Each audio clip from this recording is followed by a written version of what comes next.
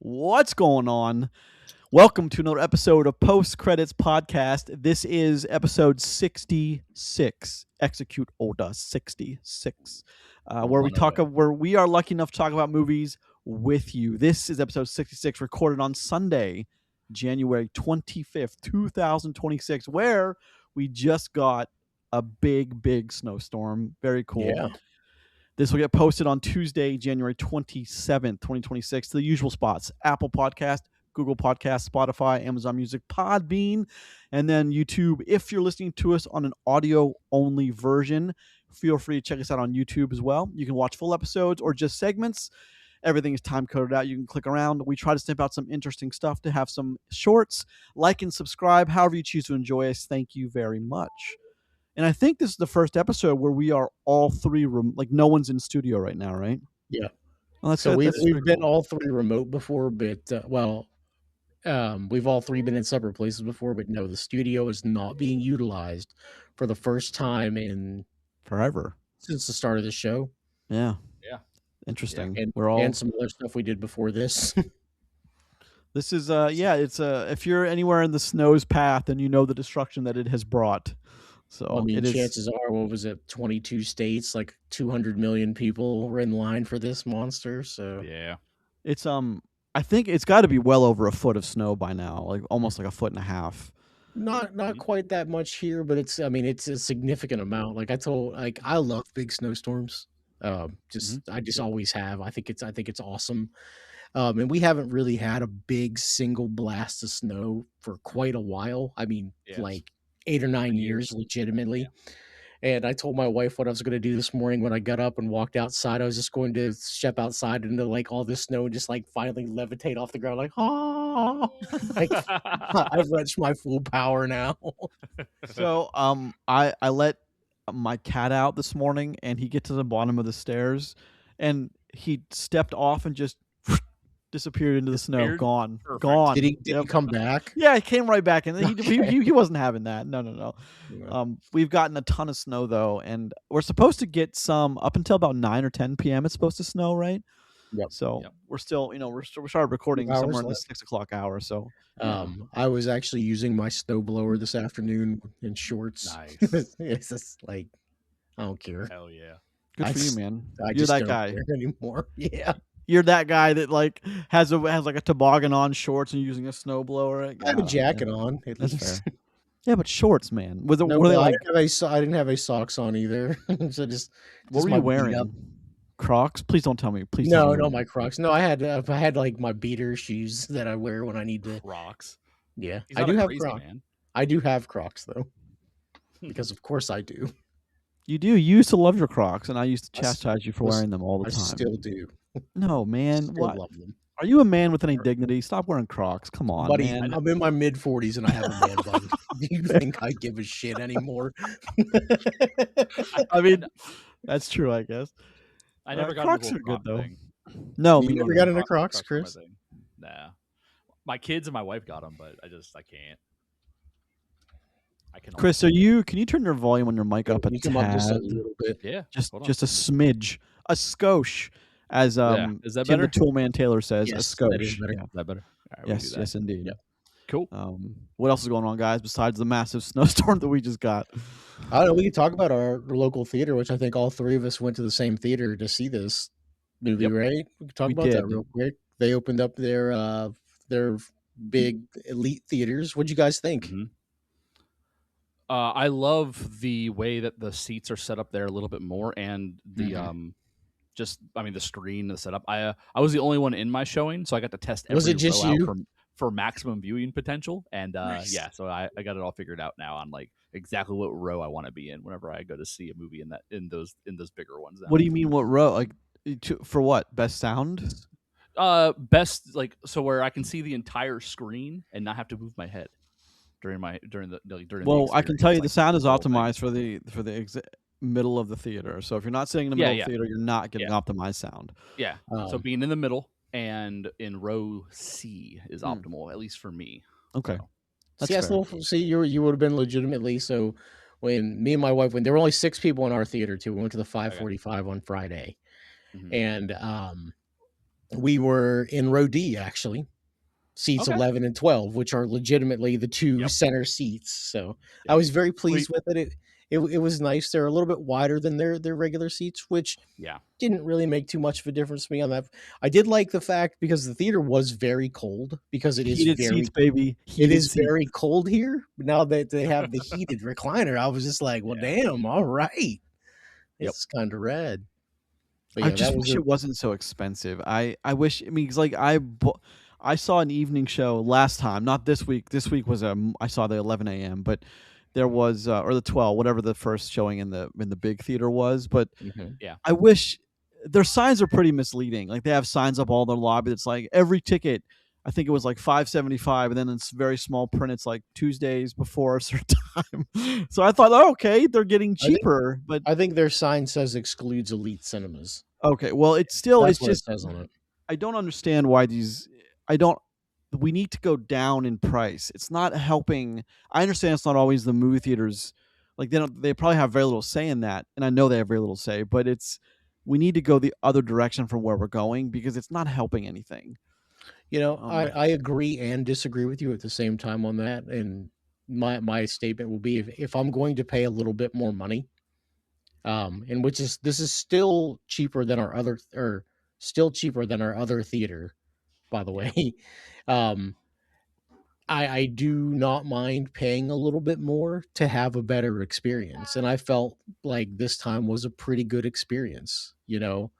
I agree with that. with testing it out. Now, like, look, I'm sure that that stuff will fade, and I won't mind that quite. I won't think it's such a big deal. But for right now, I'm still all in for it, and I can't wait for when they actually have food and beer and stuff like that, because that'll be nice to they be able do to do have a that. big like on the wall. It's like a big beer dispensary thing. Yep. I'm curious to see how that's going to work out. Like who's going to be working that? Someone's got to be So keeping tabs on that, right? Like how I understand it is you pay for it at the theater side, or at okay. the regular concession, and they'll have an attendant there to make sure that everybody's kosher. But what they do is they'll give you a card or something, and it's RFID'd, so you'll go and you pick what you want, you'll tap the thing, and it'll automatically dispense the Mm. correct amount for you, and then you take your stuff and go. Yeah, but how did that? So it's reading the information off the card, but who's to say that an adult doesn't buy alcohol and then hand the card to a minor, which then goes over there and just gets Well, that's alcohol? that's why there's an attendant there. Oh, okay. Because if my 15-year-old daughter was with me and walked over to get something from the beer wall, I assume someone would stop her from doing so. You assume, but you know but you know what, though? So I've been to a bar like this, like an actual bar that does this. It's pretty what like, it can easily be managed by one or two people. You in the way that the bar sides do it is, you go in and you buy your card thing. I think they had like a wristband, actually, and you tap your band to it, and like you're running a tab, and then before you leave, you clear your tab out. And it also will, if you get too many drinks in rapid succession, it will slow you down. mm, okay. And I know that because it happened to me, but not for the reasons that you're thinking. Is because, well, so this place had like 70 taps, right? It had a bunch of stuff that I'd never had before. So I went up and I tapped it to dispense the smallest amount it would give me. So there's like 3 ounces, and I didn't like it. So I dumped it out and went to get something that I did like, and it was like, hey, a little too quick on that, and I was like, I understood it, so like I didn't think it was a big deal. Okay. But Okay, that's interesting. I just saw it like I don't I just the reason I say something is because I know how these theaters in this area work. If you didn't like, I'm not condoning this at all, but if you walked into any of the theaters either of the two theaters we go to, and you walked right past the concession and right into the theater, you'd never be stopped. Mm-hmm. no, You'd never be stopped. Except there's no in the new one in Golden Ticket. There's no late. You don't know what auditorium has what. So if you don't know what movie is where, yeah, you wouldn't find it. But the marquee, it's all labeled, and they don't. If there's two people in line, they're not going to stop you. So, I mean, I've never liked that, but I don't know. I fear that the beer part of that won't the beer part of the golden ticket won't last long, and it's unfortunate because that's pretty. They cool wired a whole wall for it, so somebody's got to. Yeah. I mean, I hope so. But you're then on dead days, you're then paying an attendant to stand there on days that you can barely cover payroll as it is. You just have a manager do it. Okay, well that's fair. I hope it works out because that's a pretty cool feature that I plan on. My brother and I plan on watching a movie with a beer in the near future. So yeah, well, why not? Indeed. What else is going on, guys? Should we start a show? We've been talking long in the tooth. Yeah, it's 10 minutes. That's about right for us. All right. Yeah. We've been talking about beer and golden ticket, and let's start a show and snowstorms and cold and anyway. Yeah. Let's start a show. I'm one of your hosts, Grayson Maxwell. Joining me as you do every week are my lovely co-hosts Roger Stillion and Chris Boughan. We're going to start a show. Let's take a look at the box office. Pretty disappointing box office, as you could probably imagine. Less than 11. So I think it's barely 30 for the top 5 movies. It's barely 30 for domestic. Not good. But okay, so Mercy is number 1 at $11.1 million. 11. All right. And that's done $11.1 million. It only has it only has a domestic release, I think, so far. Avatar, Fire and Ash, number 2, raked in another $7 million, bringing this worldwide to 1.3. So this is the first time Avatar's been dethroned, is that correct? Yes, since it came out. Correct. And Chris Pratt did it. Oh God! Oh man, you're not another notch on his belt, baby. Not allowed on the show. Nope, not happening. Zootopia 2. You are allowed on this show. If he's on the show and he's wearing Crocs, he will not be allowed in the studio. Will not. I will not allow. That's crazy. You don't get to make that decision either. I do. Okay, number 3, Zootopia, which kicked the teeth out of Avatar, is sitting at $1.74 billion. God. Jeez, that means it's on going, man. 1.7 monster. Chris, you need to turn your mic up a little bit again, please, sir. The domestic on that is 401, and the international is 1.3 billion. Just letting you know the split. Wow, man, Utopia, that's huge. That's so much. Yeah. The Housemaid, number 4, 4.2 million for a worldwide of 217. That movie's doing very well for itself. I'm very happy for that. Mm-hmm. And then 28 years later, The Bone Temple, which, man, I got some things to say. I just rewatched all of them. God almighty. 3.6 million for a very disappointing 46 worldwide. That number is still soft to me, but I don't know. Maybe you guys don't agree with that, but to me it seems soft. But what do you guys think about that number? I mean, it's not good. Yeah, I disagree. Yeah, well, I agree with that. I mean, we say it's not good, but I mean, they're in the green, right? Oh well, the black is what people say. So I mean, they've made the money they need to. So whatever they do next should be enough to keep them going. You played that sound, but we won't hear that won't make it onto the recording of the show when it gets posted. So it doesn't. It does make it on the recording. It doesn't. I've checked both times we've done it. I've checked and it's never there. Did you hear it? Mm-hmm. Okay, well maybe I'm wrong. All right, number it gets its own voice track. I know how to do it. Okay, number 6, Marty Supreme. Number 7, Return to Silent Hill. That's a shame that movie's doing so poor. I've actually not heard anything good about that one either. Well, about Silent Hill, it is not doing well, and it is not good from all the circles that I know. I know you were kind of excited for it because like you like the Silent Hill stuff, and I was going to be like, "Hey man, saw some of the reviews for Silent Hill." Yeah, it's not good. But, you know, here's the thing. I'll just assume that it's not good. I haven't seen it, so I won't make that determination. But I have no real desire to see it. So if Chris does see it, please let us know how it goes. Because when I see nothing it, good. Yeah, when I see it on streaming, I'll let you guys know. There you go. There you go. Is what it is. On streaming and on your phone. You hear that, Ridley Scott? You hear that? Number 8, Hamnet. Number 9, The Lord of the Rings. The Fellowship of the Ring is doing really well. That's it. That's brought in an additional $6.6 million. So good for small film you may have heard of. And number 10, Primate, which has already dropped to 10, just $30 million. I've actually talked to people who've seen that, and they say it's actually pretty good. I hear people like it, so maybe that's something to look forward to. But you know what sucks about being back in this area and not in the Wheeling area, not in Pittsburgh, is my A-list goes to waste.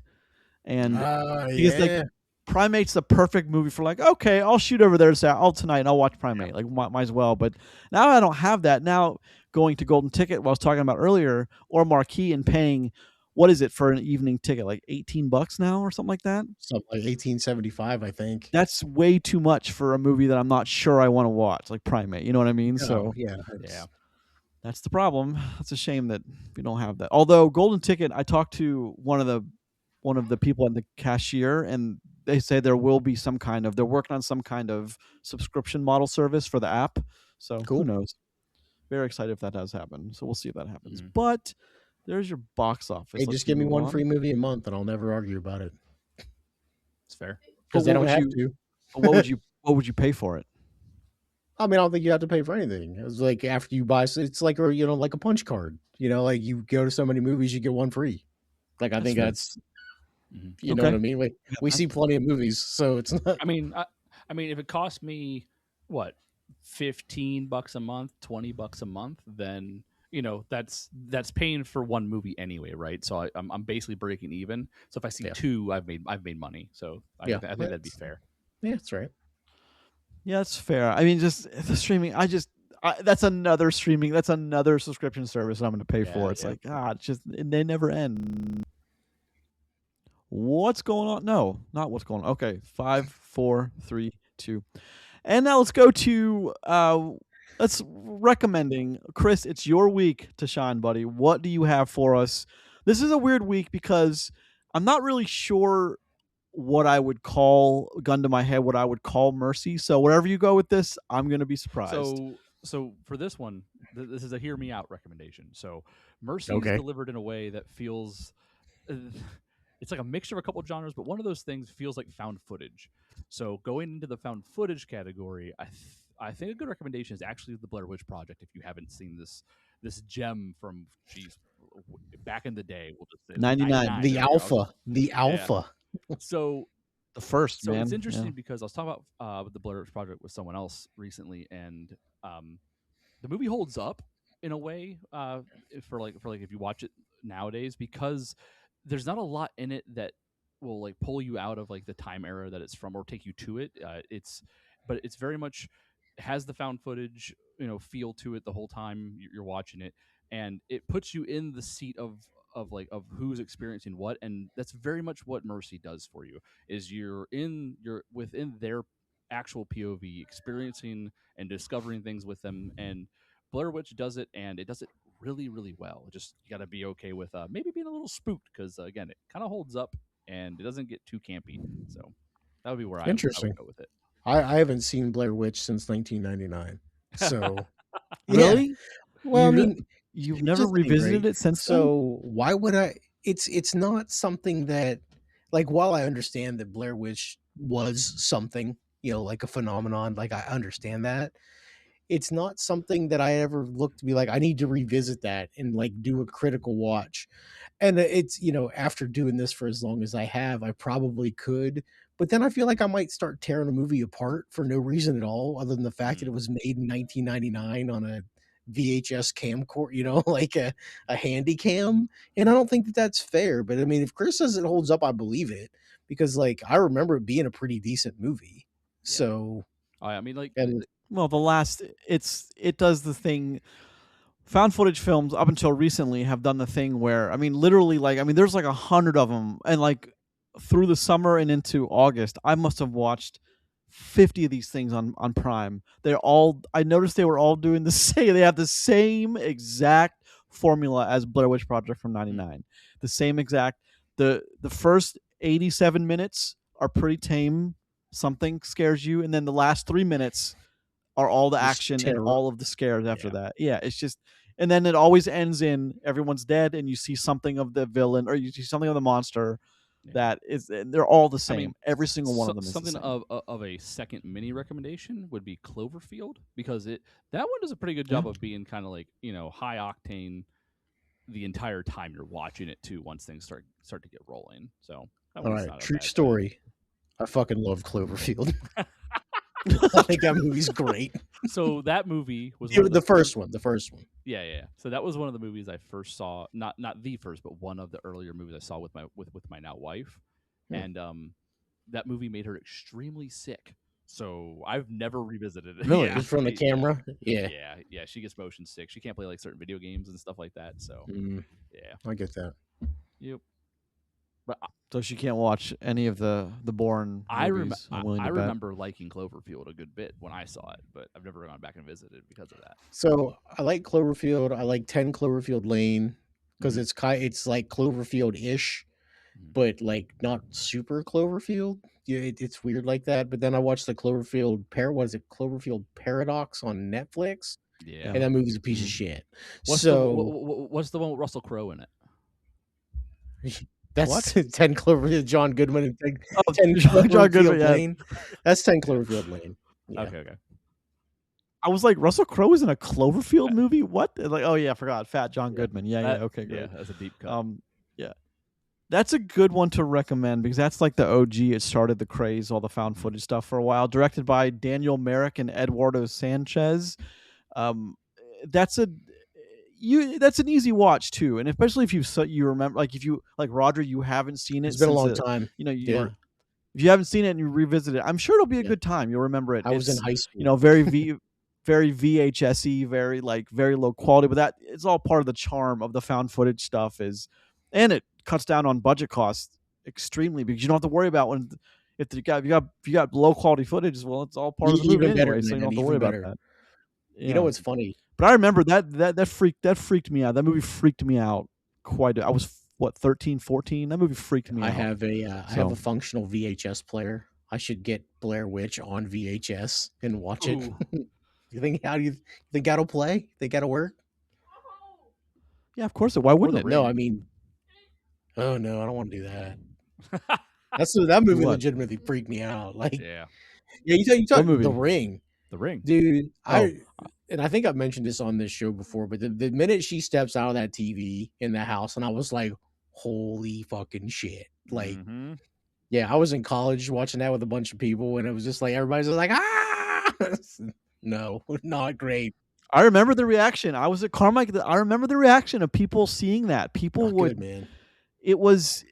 I imagine it was something like, now, I mean, this might be a bit extreme, but I can imagine it was something akin to when people would go watch, like, I think it was called The Great Train Robbery, like one of the first movies where like a train would come at this, like, and people would like dive out of their seats and run out of the theater because they thought the train was going to come blasting through the screen. But if you think about that, I mean, the frame of reference, if you've never seen anything like that, and then in like the early 20s or early 30s, late 20s, you see that and you've never seen a motion picture before, how would you process that? But I remember, man, seeing The Ring and seeing that girl come out of the well in a fully sold out theater at Carmike in 2002 when that came out. That was something, man. That was awesome. Stay in there, you freak. No. What were you gonna say, Chris? I didn't mean to cut you off. So you talked about like the old the train thing, freaking people out because imagine being that surprised about like something technological. I've seen plenty of videos of older generation playing VR games, and like they fall down and stuff. Yeah, and like they think they're falling from the sky, and like they have like actual like panic attacks. So, I guess that would be like our modern day version of that now. Yeah, it could. I mean, if you've never experienced that before, yeah, I mean, of course. But you go back and check that one out if you haven't. Even if you haven't watched Mercy, which I don't think a lot of people did, given the low box office, but it's a lot of fun. I'm a big fan of the original Blair Witch. Hold on, where's it playing? Does it say where it's playing? Blair Witch? Oh God, Blair Witch. And a VHS. Yeah, on a VHS. On a VHS in your house. On a VHS in 1999. I wonder if I can get that shit on Laserdisc. Find a way to watch. Blair I'm sure Witch. you can. No, well, you can rent it on Amazon, or it's on Movie Sphere if you subscribe to Movie Sphere. Hold up. What the fuck is Movie Sphere? I don't. We're moving on. We're gonna move on. I don't know what that is. So. I know what we should talk about because we did different kind of show prep today, so we didn't get to it. We need to talk for a couple minutes, and we'll swing back into Mercy in just a minute. We need to talk about the Oscars for just a second. Ooh, yeah, I like that. Since we missed out on that. So the Oscar nominations came out this week, and Oh, it's there right. are Son of a gun. some things that I think are funny and some things that aren't, but there's a ton of stuff up for Best Picture again this year. I know, Chris, you weren't super excited by what's nominated for Best Animated. Well, I'm sorry, you're more upset that something isn't nominated than for what is. There you So that's something. You want to talk about that for a second, and then I'll talk about what's nominated for Best Picture. Yeah, sure. So this year there are five movies in Best Animated, and which is common. Would you like me to name them? Yeah. Name the ones that are under Best Animated for me. Okay, so under Best Animated Feature Film, okay, we have a movie called Arco. No idea what that is. Then we have Elio, which is something we at least know what it is. Not a movie that I've seen. I don't know if you guys, I don't know if Chris, have you seen that with your kids or no? No, we didn't watch Elio. I watched Elio. You watched Elio? What'd you think? I thought it was okay. I didn't think it was Best Picture quality, but I mean, especially for Best Animated, I don't think so. Okay. But it's good. Then we have one of the big ones. We have K-pop Demon Hunters, which is not a surprise to any of us. Excellent movie. Enjoy it. Go see it or watch it on Netflix. Yeah. Then we have Little Amelie or the Character of Rain. Okay, that is one title, one thing. Appears to be French, I believe. So I don't have not seen that. And then the final one, the monster that is Zootopia 2. Yeah. So, which is also a fine movie. I don't know if it's Best Picture quality fine, but Chris, why aren't you happy about this? So I'm not happy about this because in Best Animated Picture, in a year where there's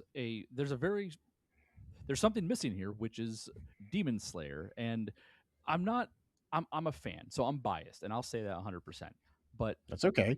There are movies state your case, my man. There are movies on the list that you just read off that we don't even know what they are. We talk on a movie podcast, right? Like, there are at least two films here that have no business being nominated on this. Yeah, 40% of this list is stuff that we're not even familiar with.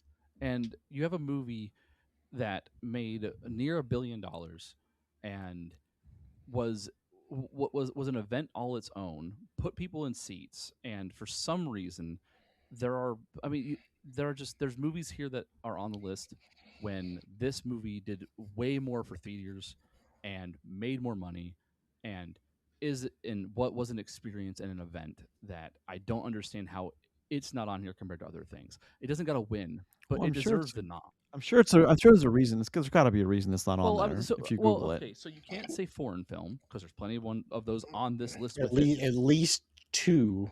Yeah, on this list. So you have foreign films. You have that's the only thing I would think that would disqualify it, right? Because it came out worldwide. It did almost $1 billion. I just don't understand how that movie isn't on here, but we have other things, and it's depressing. I go right to the whole thing where people look at something made in the genre of anime and don't take it seriously. It's not a real film. It's not, or all these other things. But yet we can watch Toy Story, and things like that. You know what I mean? And think otherwise. So, yeah. Yep. That's it's wild to me. Did you find anything, Grayson? I assumed you gave it a go. No, but there's a subreddit talking about there's a difference between animated and anime. There absolutely is. That the Academy hasn't quite put into one. So maybe that's why. So I mean, K-pop Demon Hunter is animated. Yeah. Demon Slayer is anime. So that's what the Oscar subreddit said. So I mean, I'm just gonna. There wasn't a really clear cut with a quick search, but when we get into the Oscar nominations next week and talk about it more in depth, maybe we can do some research. But that sucks that you feel like your movie was snubbed, because I mean that seems really stupid if that's the reason. It's not animated, it's anime. That seems silly to me. I mean, no shit against K-pop. I love, I think that's a great. It's a great movie. It deserves to be on there. It's a great movie, it definitely deserves to be a contender. But that movie made no money in theaters, right? So I don't. What it had the bare minimum release as required by the Academy to. Yep. Yeah, three days in theater. It was a sing-along release, whatever. But I imagine when you put K-pop Demon Hunters against Zootopia 2, I think K-pop's a better movie. And listen, this is not a knock on Zootopia. Zootopia's fine. Yeah. Like it's fine. K-pop is better to me than that. But I mean that's Okay. a discussion for another time. The only so I know we're gonna talk more about the Oscars more next week, the complete list of nominations. The only other thing I want to talk about, I do want to go through the best picture list real quick, because for the first time in a long time, we won't have to play catch up and watch like 9 movies on the best picture list. Woohoo. Because we always try in what we have done in the past to make sure that we see at least the best picture noms, and if possible to see who's nominated for best actor, best actress, or in those kind of things, and make sure we get all that stuff under. But here's the list for best picture, and you can just check off what we've seen. Begonia, which we actually just talked about recently. F1, which incredible film. Thank you. Yeah. Frankenstein, which is on Netflix, so you can catch that anytime. Apparently, it's pretty good. I haven't seen it yet. Then there's Hamnet, which I know both you guys are fans of or want to see anyway. Then there's Marty Supreme, which we saw not too long ago. There's One Battle After Another, which we've already talked about. There's The Secret Agent, which is something I've never heard of. There's Sentimental Value, never heard of it. Then there's Sinners, the big one, which we all enjoyed, Sinners. Yeah. And then the final one on the list is called Train Dreams. So that's on YouTube. Is it on what YouTube? It's on one of the streaming. Maybe it's Prime. Okay. It's definitely on one of the streaming, but it's everywhere. It might be YouTube. Sorry, it might be Netflix, Okay. not YouTube. I'm so sorry, Netflix. Because it's nice that I don't have to track down obscure movies to try to view them this time. Well, we are gonna have to watch Frankenstein. We'll watch Frankenstein. We'll be able to watch Hamnet's getting. I saw Hamnet's getting the wide release. Yeah. So, and then The Secret Agent, Sentimental Value, and Train Dreams. So that's not the worst thing in the world at all. I'm surprised that F1 is nominated. I'm so happy, but but I hope that wins, man. I mean, look, there's no chance F1 has. Listen, I would be surprised. Listen, we'll do official Oscar ballot during Oscar. Like one thing, dear listener, is we will record that live as it's happening. We will sit there and jabber amongst ourselves while we watch the Oscars together, and maybe we can actually do that live this year. No, I better not do that. That might be bad. Well, no, that might be bad. Don't even look my way. Don't even do that. But I have a hard time believing that Sinners doesn't clean house. Sinners did. The last thing I'll say about it, and we can move on, is Sinners did break the record for most nominations for a single film ever. By 2, right? By 2, yeah, with 16 noms. So good for Ryan Coogler. That's Ryan Coogler, right? Ryan Coogler. Yeah. Good for Ryan Coogler, man. Good for him. Good for Sinners. Yeah. I hope it wins more than 2 categories, though, because I mean, we're just not in that age anymore where a movie like Sinners will win over other movies. I mean, we'll see. But yeah, Hollywood. If you didn't learn your lesson with Top Gun Maverick, do you understand what we needed in 2022 going into? We needed box office. We needed butts in seats. What we didn't need is fucking hot dog fingers going everywhere. A far inferior movie. We needed.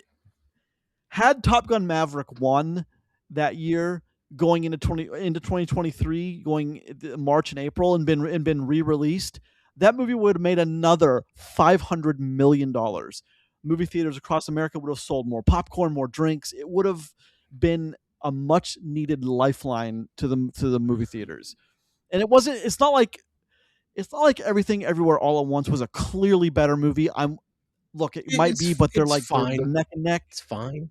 But all they talk about is reasons why other movies should win. But why not saving your industry? It just doesn't make any sense to me. That's what if F1, the nomination will do wonders, but if it wins, you're looking at another $300 or $400 million of just F1. It's a no-brainer to me. But especially in an industry that's dying because people aren't going to the theater, it's mind-blowing what will bend over backwards for, but not to save the industry. It's just mind-blowing. You know what's funny too is some of these movies will get re-releases, and I would love to get another shot to see Sinners and F1 in the elite theater or something like that. Yeah. I wouldn't. I can't say. Now I know that our schedule will be tight, but I can't say that I wouldn't kind of move stuff around to be able to do that. So It's fair. Yeah. Sinners especially, man, with if you didn't see it, I saw it in 70 with the IMAX, the 70 IMAX, and when he at the end when he's shooting that Tommy gun, every single one of those bullets, man, it shakes the auditorium. It's awesome. Cool. It's just whoo. That movie on the 70 millimeter print was something else. I still think about it when I still think about the Sinners on 70 millimeter print in Los Angeles. I still think about that, but yeah. All right. We'll get into the Oscar nominations next week. I also think it'd be cool if Timothée Chalamet won Best Actor and Marty Supreme won. He would be, his ego would be so massive. it wouldn't even be able to fit in the door to the Oscars. It'd be amazing. Hell yes. I would love that. Hell yes. All right. This week we're talking about Mercy. So before, boys, I have a question for you, and you can. I think there probably are right answers to this, but if you had to guess, what would you say if someone asked you what kind of movie is Mercy? What would you tell them? Well, I mean, if Chris wants to lead off, because he already compared it to a found footage movie, which I think is not an unfair comparison. Well, like the way I see Mercy is like it definitely feels like found footage as you're watching it, but it like there was also this really small subgenre of movie that started to come out back in like late 2010s, early 2000 in the early 2020s, and that was I don't know what to call them, but they're like web-based like informational movies where like you're seeing it through like a single camera and getting your information on screen. We talked about it a little bit before the show. There were two of these that we could think of right off the bat. One of them was called Missing. What was the other one, Roger? Searching was the sequel. Oh, no, sorry. Searching was the first one. Missing was the sequel. Yeah. So like, these movies are delivered in a way that is not unlike other movies. It's not even like found footage. It's its own little like subcategory of it.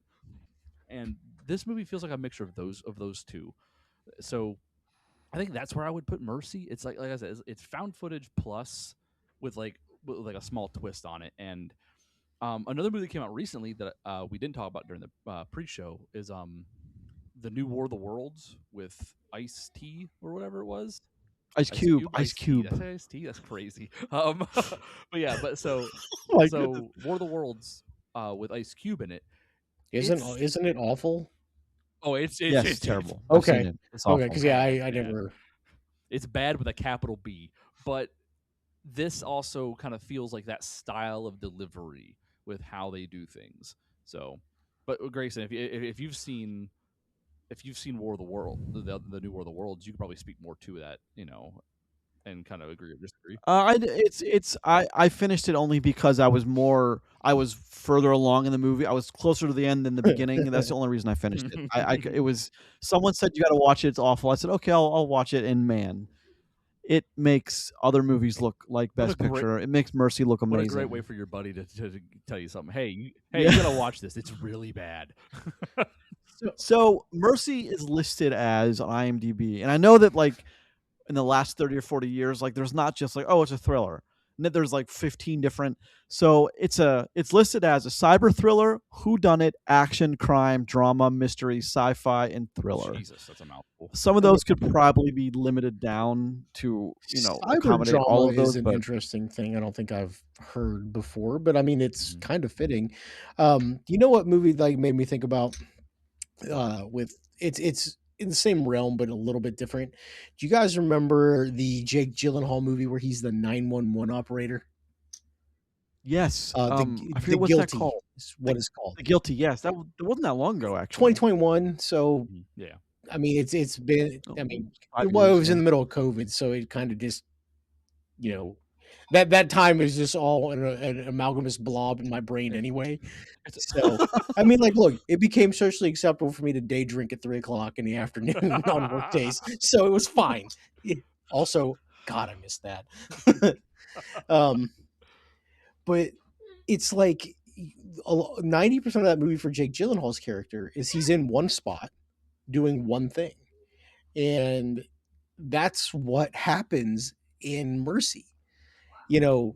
you have Rebecca Ferguson for 100% of this film is stationary, just like we're sitting here right now, just doing exactly what we're doing, obviously getting paid for it on a much larger scale, but but then the Chris Pratt character, with him, he's sitting there in a chair. Obviously they had to do some regular stuff for like the found footage of like in the past and things like that, which they go through the movie, but the majority of the film he's sitting strapped into a chair.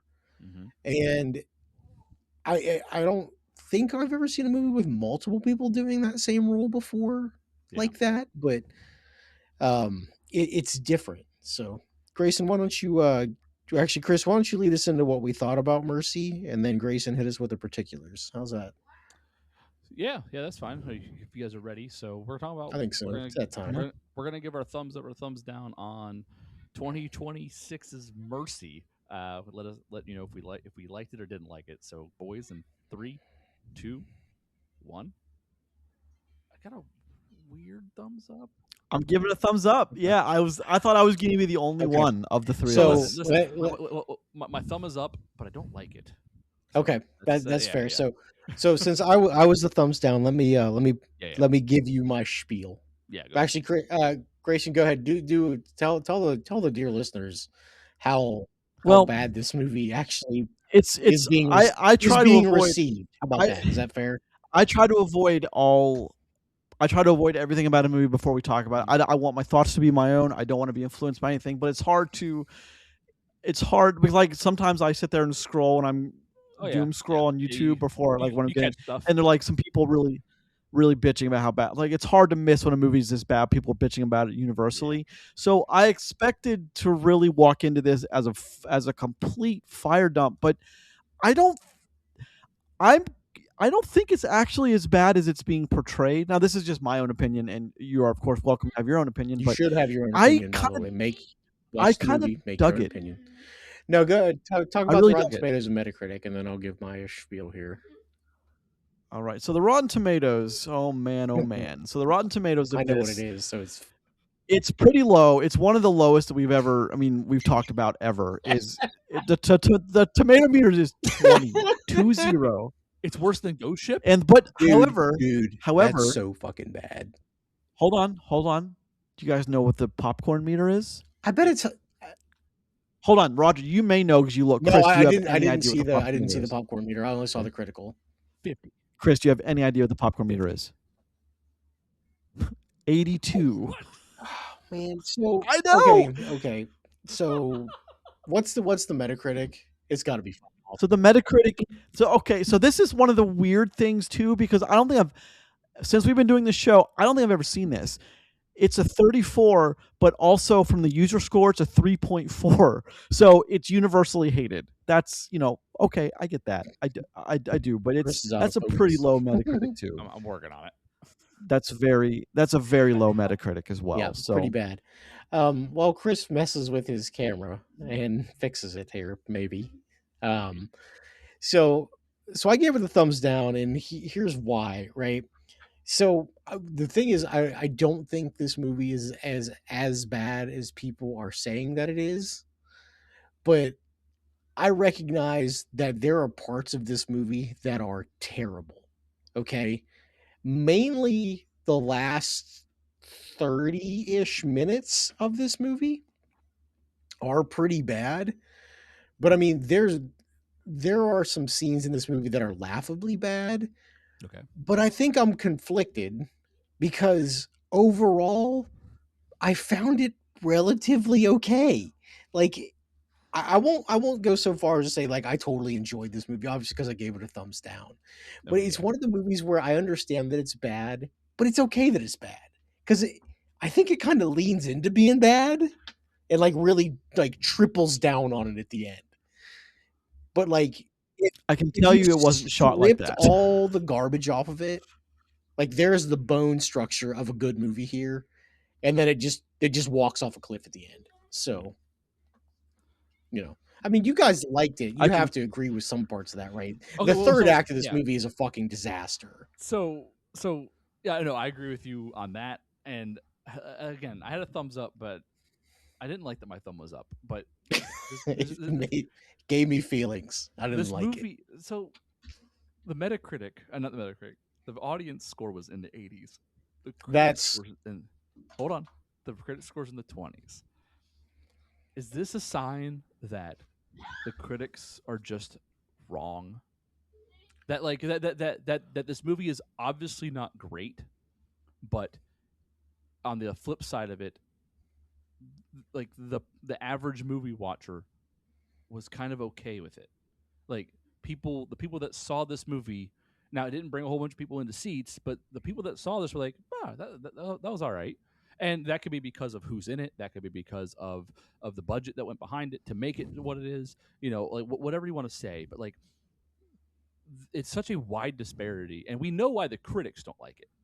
But for it to be a 60-point swing, and for it to be a high enough number by the people that they're saying, you know what, like I didn't hate this. Like maybe there's something here, and not like this genre is here, but like just something with having good actors that are able to give dialogue, that are able to like do their thing.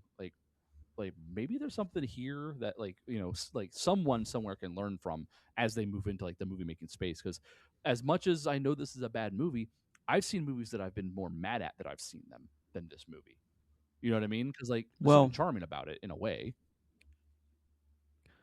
Can I interject? If Chris, if you made your point, can I interject? So I think part of the problem with the critics, and this is the problem because if you're looking at something critically, you have to be looking at things other than, I like Chris Pratt. He's a hero. He did hero things. Yeah, okay, fine, 82. But the logic in this movie very often does not make any sense with anything any law enforcement officer ever would have concluded. And I found myself at like 16 different points like, that doesn't make any sense. Why would he assume that? There's a point in this movie where he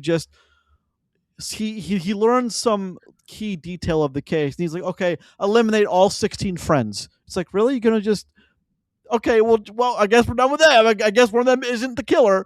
That's just one interesting thing. But critically, I think I agree with the critics on some level that the motivation just doesn't make any sense more than 90% of the time. It just doesn't. And that's part of what I think the problem is.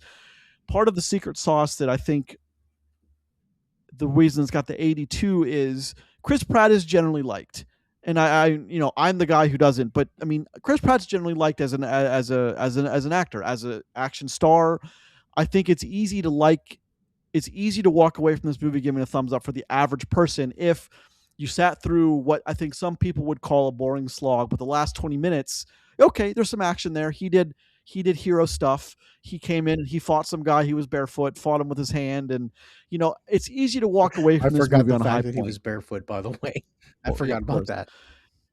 But this movie has problems. But my thumbs up, I think I generally kind of dug it in a way that I was on the edge of my seat for most of it. Even though the logics for me didn't always make any sense, I kind of I ballpark know how the writer arrived at that, so I was kind of okay with it. But how they somehow weave together the story of who's doing what behind the scenes is there's no like preamble to it. It just, oh, he's doing that. Oh, okay. I guess he's doing that. You know what I mean? Like there's no rhyme or reason to any of that. Yeah. And that's what I think bothers me the most is like, you gave me this big action set piece in the end, but there's no supporting evidence that backs up why that person did what he did. It doesn't make any sense. Well, nor did it not make any sense. How does he even get? I watch these car chases on TV where the police, they stop the people pretty quick, but they can't stop this rampaging truck. What? That's what I mean, are police in whenever time this is in Los Angeles, are they just awful at their job? They have no way to stop a truck. Is police work reduced to nothing in 2029? I mean, I just have to ask the questions, but I can see how it's generally liked. Well, I will admit I can see how it got the 82. I would almost make the argument that it's the opposite of what you're thinking on like why like the average moviegoer likes it. I don't think anyone is like, I got to see Chris Pratt do things and now I like it. I think it's more along the lines of the movie is on a surface level buyable enough, and the movie doesn't. And the movie's a tight is like what 100 minutes long. It's nearly 90. Yeah, So like it's just like 105. I think it comes in at. Yeah, the movie turns on, it starts, you get exposition to figure out what's going on, and then you never stop moving forward. Like it doesn't bog down. It doesn't like the subject matter doesn't have time to. But like I don't think it's Chris Pratt did Chris Pratt things. I like the movie. It's more along the lines of, for the average movie watcher, like you don't have time to think about if it's bad or not. You don't have time to think about if things make complete sense, because like the movie's just it catapults you, it's slingshotting it just goes through, and like it's with actors that know what they're doing. They're worth a damn. They can give dialogue. They can give emotion, and you get to your conclusion. And like, yeah, you're right, Grayson. It has that big set piece ending, at least, which doesn't hurt, when we're talking about like that style audience. But like, it checks so many boxes on like how to like just get someone to go, yeah, I'd watch it, or yeah, you should go see it. You know what I mean? No, it's like, okay. It's okay. Exactly. No, there's not a single person who filmed Mercy, who saw Mercy that went, man, this is the one. Like there's no one out there that's saying fucking that, right? banger, bro. Yeah, banger. But like, I don't know, man. 82. I mean, that's a pretty high number of people who like it. That's though. absurdly high though, too, which is that's my weird point, because. Okay, so or the other possibility that we didn't talk about, and it's kind of what's it called when you think there's like the JFK thing? What's that called? Conspiracy. The conspiracy is Amazon, and Amazon's having people artificially jack up the popcorn meter so people watch it. And this is Amazon. It is Prime. It will be on Prime after it leaves theaters. But I mean, there is also that possibility, which, I mean, as unlikely as it may be, I can't rule it out, because, I mean, they may. I mean, we've all seen it. We all saw the movie. It's not an 82. So, dear listener, I mean, I can be bought and sold. I just want you. Give me money and I will vote for your movie. Brother, it doesn't even got to be Baconators. No. So let me give a quick 5-second rundown of what this movie is actually about. Well, let me do the particulars. Okay, yeah, go ahead. So, a rundown. I want to state by saying like that I worked on this. So like my love for this movie, or sorry, my like for this movie is not coming from the fact that I worked on it. I read the script. So nothing was a surprise to me. I didn't know how they were going to arrive at certain things. So obviously there's some translating from page to screen is sometimes lost by the person reading the script if the director is not. You know what I mean? It's just different interpretation. Hey, but what's up, Chris? Hang on. Can I remind you? I'm going to say something, and I hope, and I don't think this will get you in trouble. So Grayson did read the script, and Grayson told us when he read the script, and he didn't give anything away besides he went, "Oh boy." That's what he told. Oh boy. He said, "Oh boy," and yeah. It was a wild ride, and I knew that. But it was it's directed by Timur Bekmambetov. Hey, baby. He's a Russian guy. You know what else he did? Wanted. Is that him? That did Wanted. And he also did. Okay. He's also the guy that did Nine. Well, he did 9 as well. The animated. Yeah. Oh, I like that movie. I know you like that, Chris. He did that too. Chris Pratt, Rebecca Ferguson, Kai Rells, Annabelle Wallace, Craig Sullivan, Kyle Rogers. So it basically has Chris Pratt, Chris Sullivan, Annabelle Wallace is there for way less screen time than she should be there. If you have Annabelle Wallace, you should use her. She's good. It's That's just wife, so right? It's a small cast, very small cast, and I guess I have a fondness for these movies because of Phone Booth, and I don't mean that in a funny way. I mean that in like I've always liked movies like this one, like the Jake Gyllenhaal one, like you said, like The Searching, I've always liked these movies where one person is in one location and there's a reason why. I've always had a soft spot for them. Yeah. So maybe that's feeding a little bit into my artificially, giving a thumbs up when my analytical and critical movie brain is saying this is not a thumbs up, but I gave it one anyway because I thought it earned a thumbs up. So I will say that. So you can go ahead with your. Sorry, Chris. So the real rundown of this movie, and I can sum it up in like less than 3 sentences, right? Mm-hmm. Is Chris Pratt gets arrested for his wife's murder. Okay. He's a detective in LA, or was it? Yeah, robbery homicide in LA. And they have what's called the mercy system, which is an expedited trial system. That's the only place in the country, I believe, that they say that has it. And it's an AI that judges you based on how much evidence you can produce in 90 minutes. And it is your judge, your jury, and your executioner. So Rebecca Ferguson is the judge, jury, executioner thing named Mercy. Well, not named Mercy, Judge Maddox, right? Yes, Right. there you go. That's Maddox, it. I don't yeah. know why it's not just Judge Mercy, whatever. But I mean, that's the whole thing of the movie. Is we come into this film with Chris Pratt waking up from being drunk to learn the news of his wife being dead, and he has to solve his own wife's murder in 90 minutes or he dies. It it really is kind of Saw in some ways. He had to prove that he was worthy to get out of the trap instead of having it snap his neck and those kind of things, or however. Well, this is Minority Report repackaged. If we're gonna start throwing movies out there, it's like it is Minority Report, and I can tell that. I mean, David Webb. I hate when people use that name because isn't that the Bourne name? Isn't that Bourne's real name, David Webb? I hate it because when that shows you that screenwriters are my age and they liked movies around that time too. Well, and that's what it says is like he liked Minority Report and he liked Bourne and he combined them both to get David Webb and this movie. So I will say that the idea that I don't know if like David Webb being like a common enough name is also just doesn't play into that, but I see what you're saying. Nothing's on accident or cross reference, but the idea of this guy waking up and having to solve he doesn't have to solve his wife's murder. He has to prove that he's not the guy that killed her. Sorry. 92 no, not even that. 92% reasonable doubt is all he needs to achieve. Okay. So 92% reasonable doubt is all he has to get. 8% reasonable doubt. Oh yeah. 92% guilty is the threshold he has to beat. Yeah. So, but like the whole premise of you don't have to be innocent, but you have to make sure that you're like this machine can't kill you in 90 minutes, and then like it gives you all the tools you need to do this. It's a little out there in that regard, and it's very expeditious at the beginning. But like I said, once this thing gets going, man, it's just gone. It never stops. So I appreciate the launch pad it takes. Part of the problem, though, too, and I think critically, is the people that were involved. Because look, I'm not spoiling anything, but there has to be. He's calling people he knows to help solve this. There has to be people involved in the cast. The people that are involved in the cast, they help him.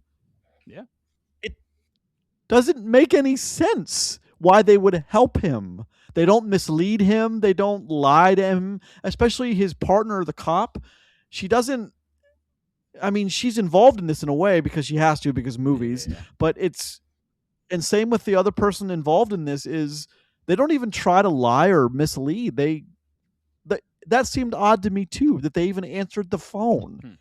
It just seemed weird that, well, maybe the cop, she'll answer the phone and I get that. But the other person, I think he would have just thrown his phone in a river and that would have been it. I get why. I get why he answered it first because he is his sobriety sponsor. Mm-hmm. I think that's the reason why that would happen originally, but as things start to unravel, you would think probably not. But so he would just say to the judge, I prefer not to get. Yes, I can vouch he's a good guy, but I don't want to get into it further. Well, the other thing is that they mentioned something about like the person is compelled to assist you. It's like the law now. Well, it would be like if you got subpoenaed to come to court and you didn't show up, you would be held in contempt of court. Yeah. So like that's not, and I have lawyer people that I know listen to this. Yeah. Don't hold me to the fire if I use the wrong terms here. That's not really the world that I live in. I mean, in the end, movie has to happen. So that's let's make it happen. Yeah. Well, I mean, I think that's one of the issues that I have with this movie isn't the fact that people are compelled to move along for story reasons along. It's the fact that the mercy system just doesn't make enough sense to me. in the way that it's portrayed here, right? Because like look, I get the idea of having a robot judge you and determine your innocence without having to have a full trial. I get the idea behind that, of why that could be something that eventually would get approved, at least for a test. Okay, I get that. It's the fact that they put the mercy thing as they proved to you early on that it's somewhat fallible. And I think that's the part that, obviously they do it for a reason and to prove something else here. Yeah. But they lay the groundwork that something is wrong with the mercy system or could be wrong with it. And of course, then it all falls into pieces. So, Grayson, you got something, buddy? I do. But in America, you're innocent until proven guilty, not the other way around. They do say in the mercy system, you are guilty until you prove your innocence. They say that's not how America works. Well, that's not how our court system works. I understand that. But in this movie, they go out of the way to say that you are, presumed guilty until you prove your innocence. And, as much as I would like to say America's not really that way, take however you view the criminal justice system is up to you. But, there are a lot of people would say just because even if you get indicted by something, you're automatically guilty. So that is definitely not too far out of the realm of, a PR thing. But I mean, the whole thing is having the system like be fallible, sure, whatever. I get, it makes sense, and the movie brings it full circle. It's just, it's so weird how they do it. And the thing is, I'm glad Rebecca Ferguson got paid to do this, but I don't know if she's supposed to act as wooden as possible because she's supposed to be playing an AI. But man, you take somebody who I consider a pretty good actress and you have her just stare into a screen like this and just talk.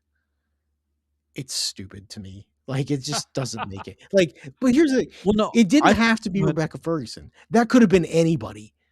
Dude, that could have been a nameless person that we had never seen before, and it makes that role exactly the same. Right? I disagree. I couldn't disagree with you more. Okay. I think it has to be someone of that caliber, which is why because I can tell you that there was a very short list of 4, and Rebecca Ferguson just happened to be the one. But I think it needs to be someone of somewhere now and of someone that's got some chops. I don't disagree with the fact that you could pull some no-name actress and she could do it. I think part of the reason this movie's getting a thumbs up from me, and part of the reason maybe it's an 82, is because Rebecca Ferguson was fantastic. And I'm not saying anything about Chris Pratt. The conversation for him and for her are two different things, because he is showing emotion. She is not. But she kind of does in like a Terminator-esque kind of way. How she does crack a few times. I don't know in the story if she was meant to, but the dialogue she's using does kind of come off as weird a time or two, because if you're a robot, you wouldn't say that. You wouldn't even know what that was. You don't know human emotion. You don't. So that kind of slips through a little bit. And of course one of the major things with him too, and I want to, before I forget it, is I have it written down here, and before I want to say it, is in the beginning of this film, when it doesn't take long to get him in the chair and for us to learn what's happening with the story in him. It happens pretty quick where he's in the chair, and then it's explained, and what happens is he doesn't really mourn for his dead wife. He doesn't really seem to care that she's dead. Am I wrong? He doesn't really do that, but I want to circle, because you're going down the path that I kind of wanted to go down here. I want to bring up one thing that he does in this movie that I think is fucking hilarious to me. Okay. Is him and his wife is like, they are on the road to divorce. Like their marriage is busted. It is not working. They both know it. Okay. Like this is very easily attainable by just watching this movie. You understand what I'm saying? I love the fact that he has a pretty good idea that she's seeing somebody. Okay. And that he takes what could be the last 90 minutes of his life to harass the dude that's banging his wife. And like, I want you to understand the pettiness that I absolutely appreciate there. It's just, I laugh so hard about that, because it was just like, he knows that it's happening, but he's like, I gotta find out who it is. Like, it's just fucking wild to me that that's something that is in this movie. It's Well, again, I don't think that guy would have played ball either, because the fact no that shit. No, how long was that sequence? How long was that sequence where they go after him and then he runs? Like that was, I mean, 4 or 5 they minutes, needed an probably. action sequence. They needed an action sequence. I get that because they needed something to step away from us in the chair with Chris for so long and Maddox. They needed something to get like, okay, there's an action sequence. My brain's like, I like this. So they needed that. But that guy didn't do anything wrong. He did not. Like, I mean, morally and ethically, maybe, but he didn't do anything wrong in the law. So if he had just stood there and be like, oh, you're Officer Raven, we're talking about your wife. This is what happened. I'll play ball. I got nothing to worry about. I mean, he either wouldn't have run and played ball, or he would have run and never, lied about or it. they never would have found him. Like he's just gone. Exactly. That's my point. It's like that doesn't make any sense. They totally set this up like they think this man might just end up off this building too. True. Like you can't tell me during the sequence where we're on that helipad that you didn't think that this man might get splattered on the sidewalk. Oh yeah, no, no, and you're supposed to think. Yeah. But like, it also would have fit in the structure of this movie that if he would have gotten splattered. True. Hey, you know, if it comes full circle to something else that later on, that God, I hated that too. I hated that. The sequence at the end when we find out who the actual bad people are. It's just bonk. It's bananas. Stupid. It's crazy. Like that's gonna be on my list for the oddest third act. In 2026, I can tell you it's going to be. This is an early contender. That is for sure. It just doesn't make any sense. That guy his motivation doesn't make any sense. The fact that he's ballsy enough to go get who he goes to get before come on, man. Dude, it just one step ahead. Doesn't make any sense. Ahead, man. Like he's got it. No, because the script is letting him be one step ahead. There's no way that girl would have been taken. There's no way. You also understand, again, like I appreciated the pettiness of Chris Pratt's character in this. I appreciate the pettiness of him by saying, you know what? I saw you walk in at your lowest point in your life, and it was like, I'm going to bury you for it. And I'm just like, whoa. Like, dude, that man is playing chess on a level that I have never seen somebody play.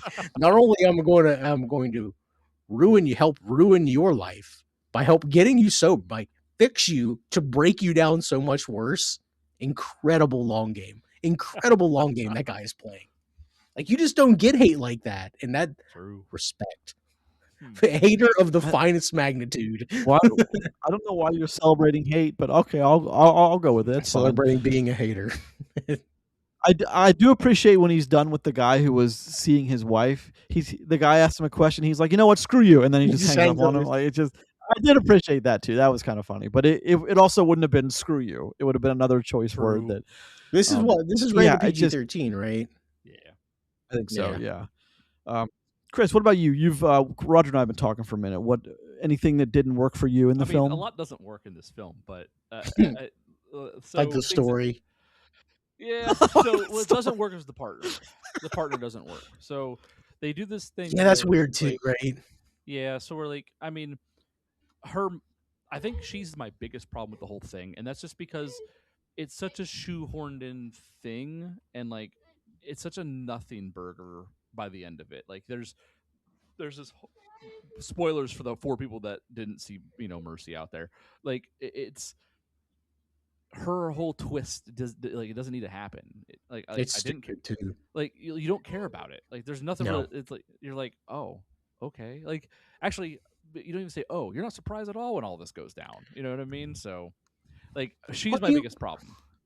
What about when she's flying backwards on the quadcopter, shooting into an open cab with hostages, and you're just like, with the kid hostage here? Well, and I love the computer's like, I took care of that. And he just fucking flings her, just wonk, wonk. Yeah, like so. Yeah. Well, that whole character doesn't make any sense because like it doesn't. The only way it makes sense is if she's not involved, and she is involved. Spoilers, minor spoilers, but the only way that makes sense is if she's not involved. because she helps him along the entire way. The thing is, though, it doesn't make any she's sense. not involved until she is, because like she doesn't know. Yeah. She doesn't know the twist that unfold, the big twist, and that she's part of her own stupid storyline. It's like, one, she's a bad police officer. I'm just gonna say that. So throw that out there. So like she's my biggest problem, and it's because they felt the need to have something else going on in there, because like they didn't need that. It doesn't change anything. It doesn't affect the movie. It doesn't increase the runtime. Like there's nothing here that it does. She could have been a good cop, and it would have been fine. Yep, exactly. Well, she had a neck tattoo, so you can't be a good person. So you see, forgot about that. Yeah. Now, my biggest problem I had was a writing issue, and I noticed it while during my viewing. There's a point where they call him, and the person who's his sponsor, they call him, and like they talk to him for a minute, and then later on they realize what's his name in this movie? Is it Chris? What's his name? It's Rob. No, his name's Rob. I think. Yeah. So they call Rob, and like he talks to him and helps him for a second, then he has to go, and they discover later that he wasn't actually at work because of a poster that's on the wall, right? Yeah. Whose phone did it call then that was at work, but he wasn't at work? No, it called the computer. I thought that too, but it was a computer. But why did it call the computer and not his phone? Well, that's a very good they question. Get a point, and this is what I thought was kind of impressive, right? Because I don't know how much they must have paid for the rights for this, right? Mm-hmm. Is they use real Google, or like the actual Google logo. They use real Instagram, and they use they reference the Apple iPhones quite a bit. Mm-hmm. And one of the things with iPhones is you can take a FaceTime call on your computer or your tablet or your phone all at the same time. It can ring all three. And I think that's what you have to be close to. You have to be in proximity. Yeah, but it's also 5 years in the future. So maybe not. So that that's fair. That at least I can understand. That's something I can at least understand. Okay. But I mean, that is something too that I thought was kind of interesting, is like real companies are involved. It's obviously because it has the Amazon backing behind it. Yeah. But to have both Google and Apple and Meta all under the same thing was kind of, this is not something you see every day for whatever reason that is. So, because licensing is expensive. Yeah. One thing I expected was, and this is maybe like me trying to put into a script what I would have wanted to see is, and it's not like I read this and they omitted it. I just, since I read it way back in 2024 and early, I think in February 2024, I would have hoped they would have included it, was when he woke up and she's telling him, your wife is dead and you're the chief suspect. Tell me I'm wrong. You have 90 minutes to prove your innocence. And at first your brain would be like, oh, my daughter, which he does.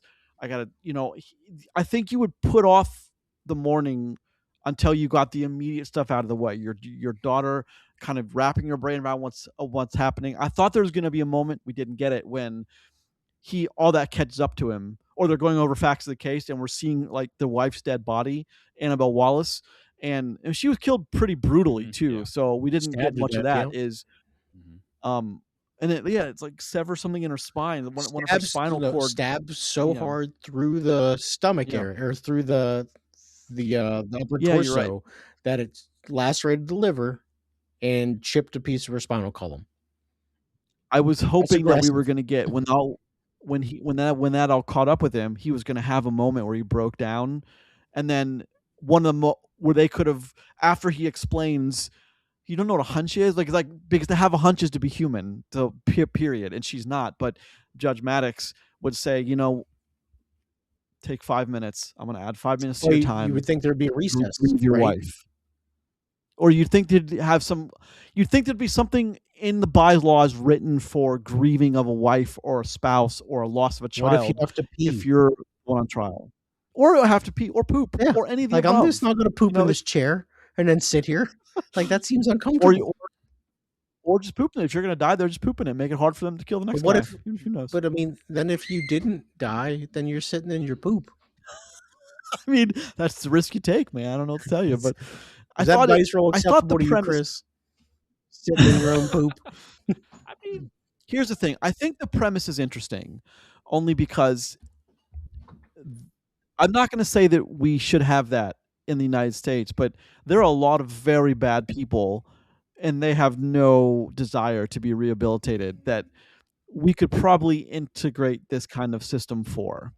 But the idea of this mercy system in which a guy's got to prove his innocence with using phone records and videos from social media and videos from phone clips, it's an interesting enough premise, I think, that this movie is able to kind of fly on that. At least for one or two movies. If they do another 3 or 4 of these in the next 5 years, maybe not. But at least for one, I think it's interesting enough that they used some of the stuff they had to tell the story.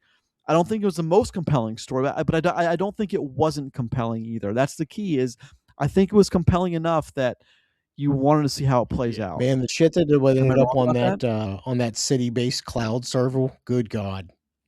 Could you imagine Oh, what's sure. on that bad boy? Oh, whew. Mm-mm. Man.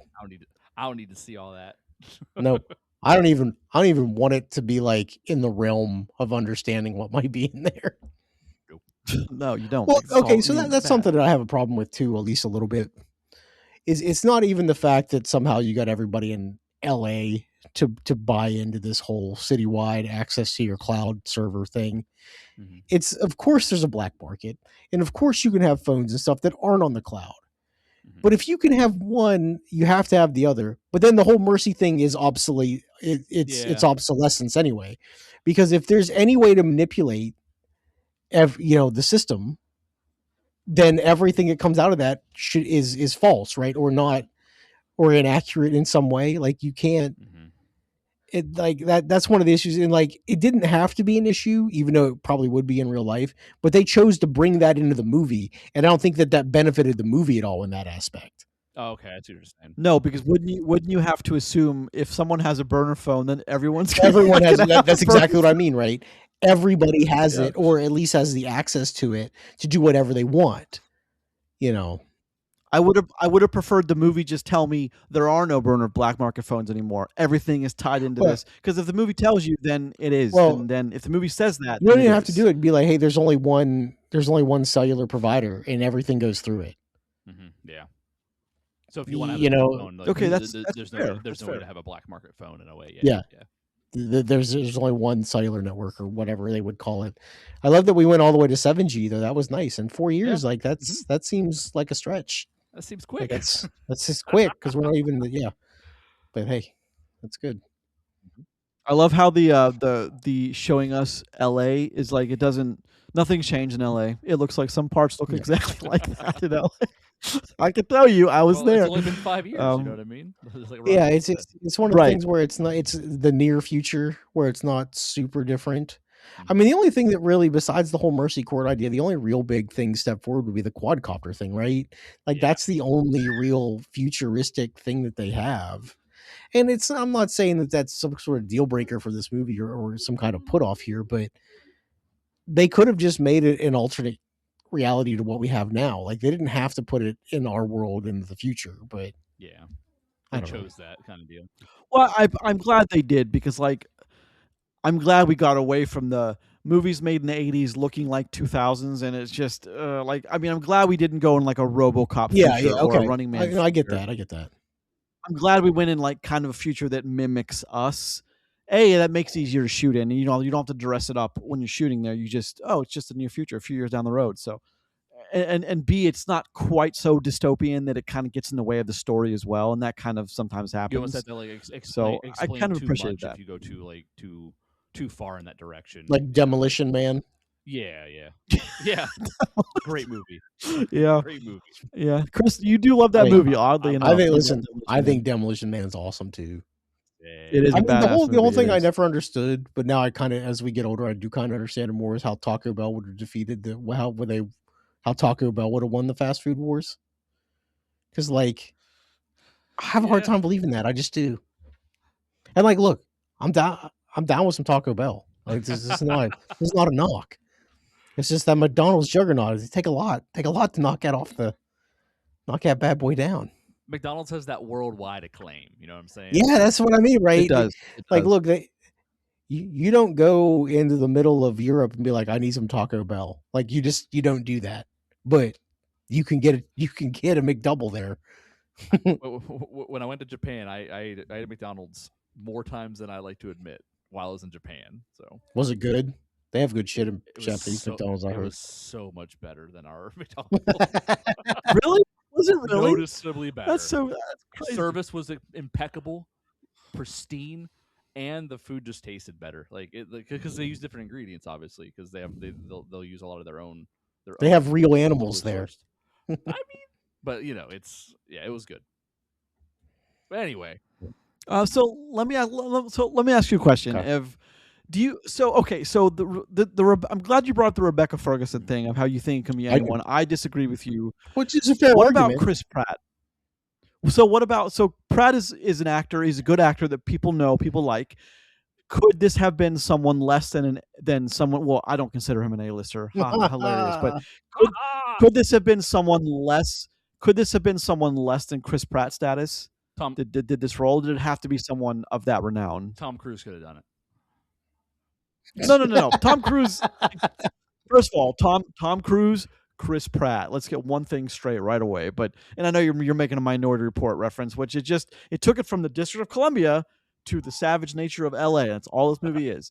But could you have gotten like we do this all the time. So Jake Gyllenhaal literally did one of these. What about someone like, could this have been Aaron Taylor Johnson, for example? Well, okay. Can I ask one question? So I understand the rules that we're playing by. Sure. If it's not Chris Pratt, is it still Rebecca Ferguson? Let's say yes. Just for the argument. I was going to say, because I've already made the point that it didn't have to be Rebecca Ferguson. But if you take both of them away, then you have like a pilot for some shitty Fox show that plays Tuesday nights at 9. I'm just throwing that out there. You guys understand my point, right? Too far off. Like, if you take away both stars, you have a B science fiction TV show is what you have there. Well, let me ask you something, and it's because my love. Could Colin Farrell have done this? And I asked you that seriously. He's no longer A-list. In which role? As Chris Pratt? Yes, as the Chris Raven role. What other role would he have played? He could be the judge. I guess. I mean, okay, fair enough. Well, let's just say for the sake of if we're just going to give all of our American judges, British accents, Colin Farrell's got a nice British accent. Let's say, for sake of argument, Chris, we're talking about the Chris Raven character now. Could Colin Farrell have done this? Sure. I think anybody that has been anybody in Hollywood in the last 15 years could have played Chris Pratt. Okay. Assuming they're not like super old. Then you have a hard time believing the story that they portray. I think they have to be able to give high emotion believably without having to be animated like with action, or not be animated through like anything besides their face, because Chris Pratt does that really well here. Whether like love him or hate him, he's angry. He's sorrowful at the beginning, and he sells it. I think he does a good job of that. Like, there are some people that I can't see. Tom Hardy. I can't see Tom Hardy doing this. I think Tom Hardy can do a lot of things. I don't think Tom Hardy sits in the chair, has the emotion, while not being able to be like animated with it. You know what I mean? Like without room to work. So I don't think everybody can do it, but like I think a lot of people can though too, because like I think Colin Farrell's fine. I could take or leave Colin Farrell personally. I'm just not a huge fan, but I like there's plenty that could.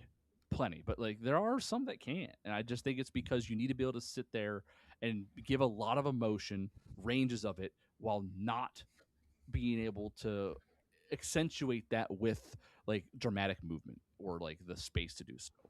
Okay.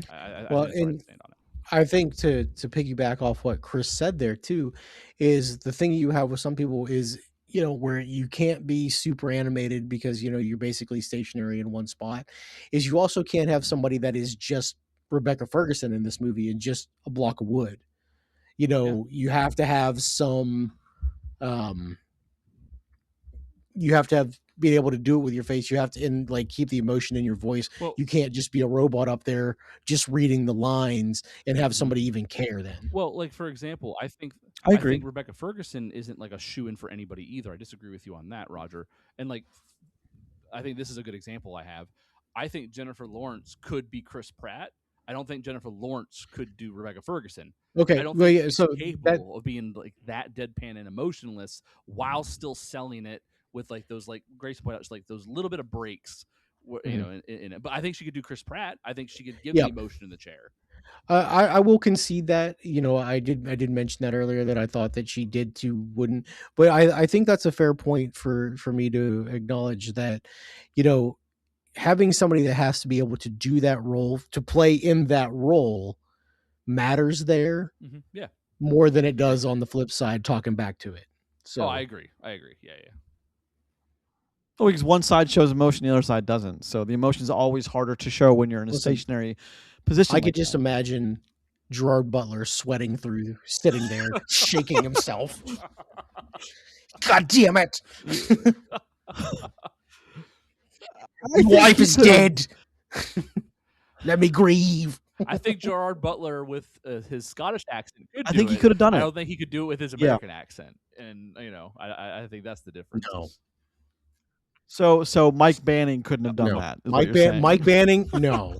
Okay, well, like, Stoic the Viking, yes. There you go. Okay, big beard and everything. This game's kind of fun. Do we think Will Smith could have been the Chris Pratt role? You know what I mean? Because like, I bet he could. Maybe he doesn't have room. He doesn't have room to move though, and I feel like he's I don't know. A big presence like that. No, I could see the trepidation there. I bet that he could though. Yeah. I think he can, only because I'm hearkening back to you guys remember the movie he was in 2006, The Pursuit of Happiness. That's what it's called, right? Yeah, it's a great movie.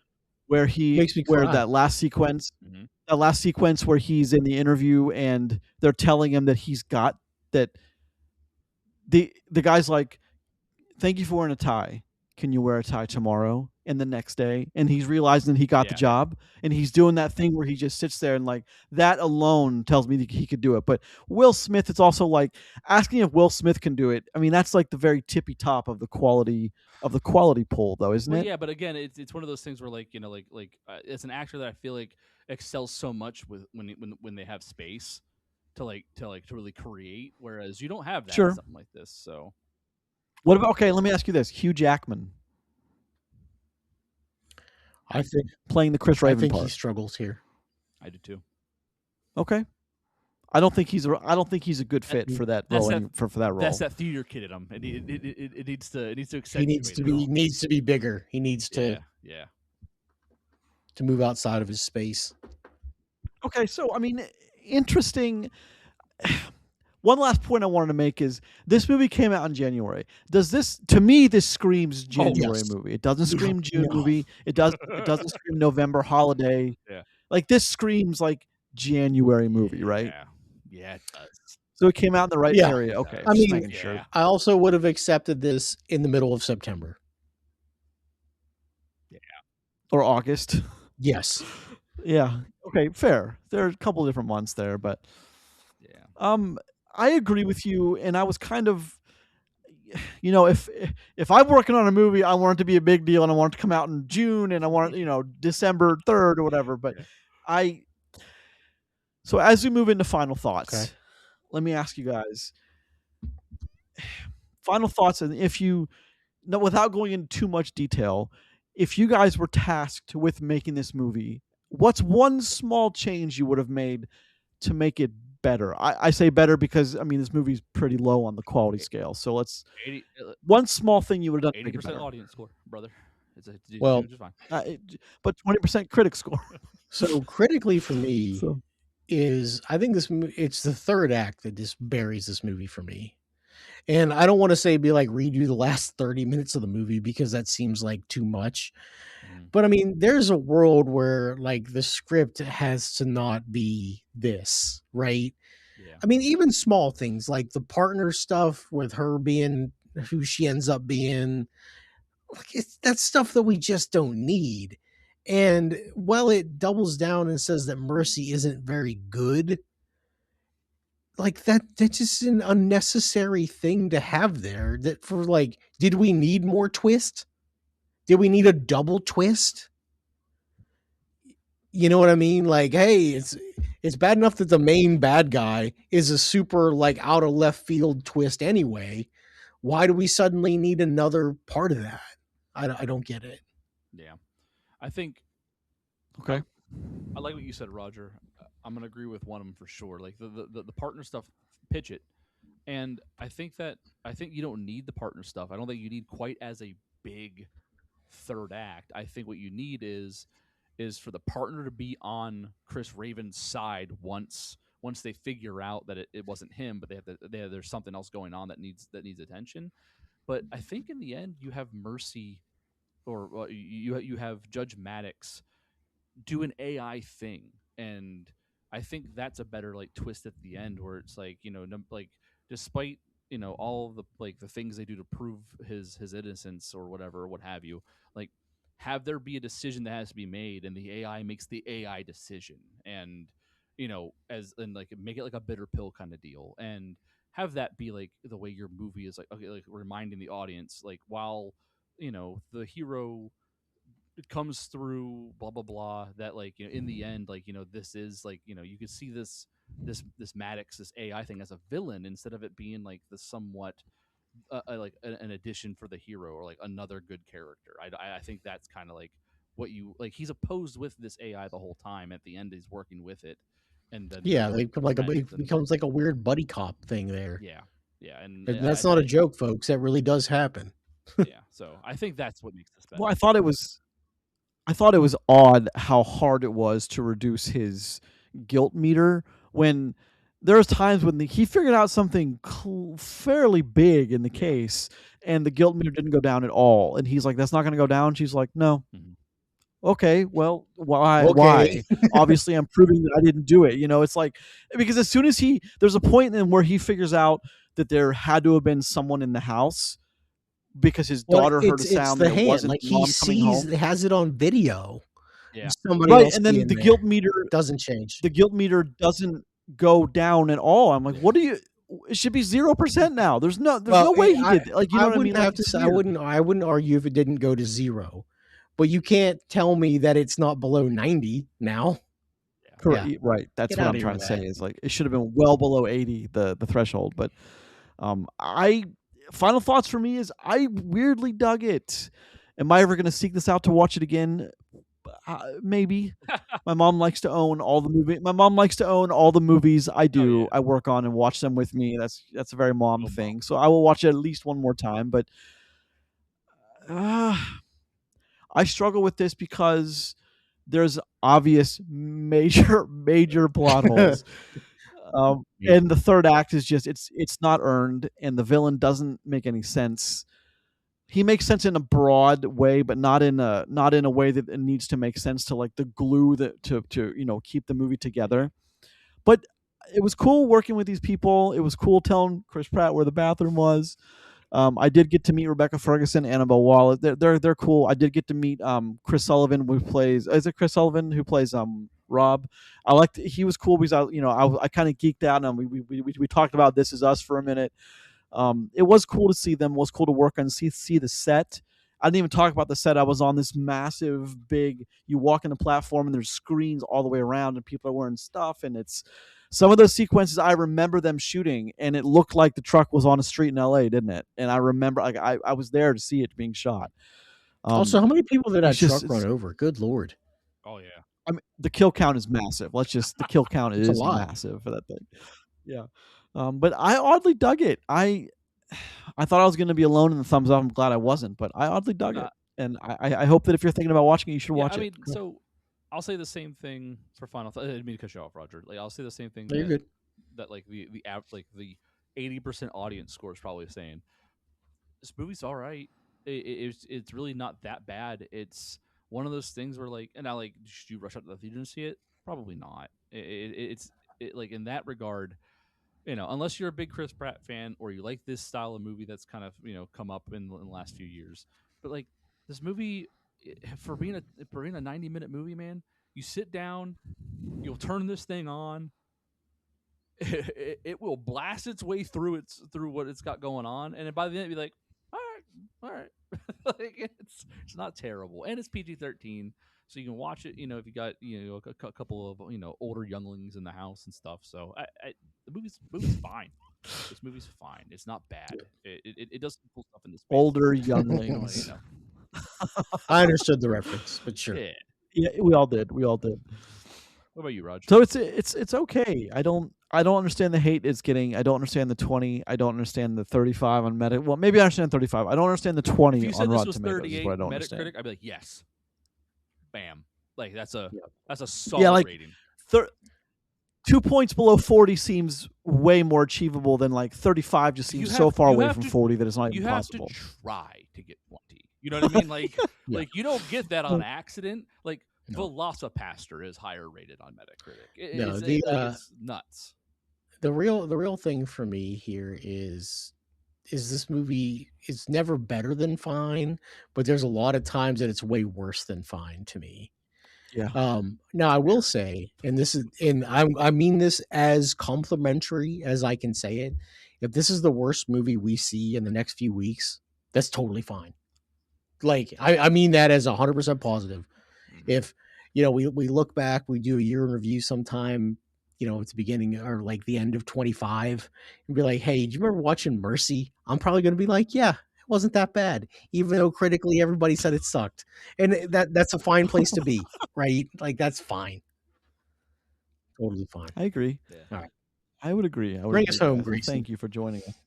Thanks for joining me for this episode 66 of Post Credits Podcast, where we are lucky enough to talk about movies with you. Yes. If you listen to this episode on an audio-only service, such as Apple Podcasts, Google Podcasts, Spotify, Amazon Music, and Podbean, feel free to head over to YouTube. Check us out there as well. Turn us on while you're doing work, cooking dinner, whatever it is you do. Like and subscribe. And thank you for joining us and hanging out with Grayson, Roger, and Chris. We will see you next week for another movie, and we'll go over the Oscar nominations, which should be pretty exciting. Yeah, exciting. Yeah. Worst